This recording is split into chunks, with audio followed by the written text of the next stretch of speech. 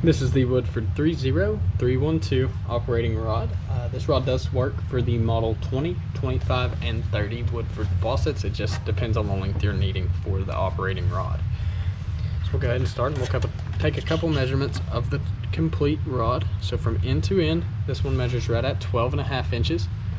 You can bring it up a little closer because it's kind of blending in with the table. Right at 12.5 inches. And we can measure from the start of the threads to the end there.